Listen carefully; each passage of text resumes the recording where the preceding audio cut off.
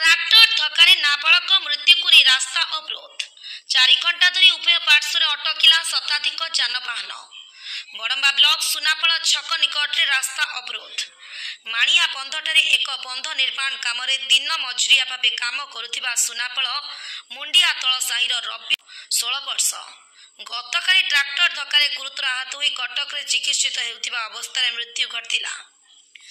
आज मृत शरीर गाँ को आसिबा परे परिवार एवं ग्रामवासी माने क्षतिपूरण दाबी मृतदेह को मुख्य रास्ता रखी रास्ता अवरोध करथिले, जहाँफल कटक नरसिंहपुर मुख्य रास्ता दीर्घ 4 घंटा काल जानवाहन चलाचल कर।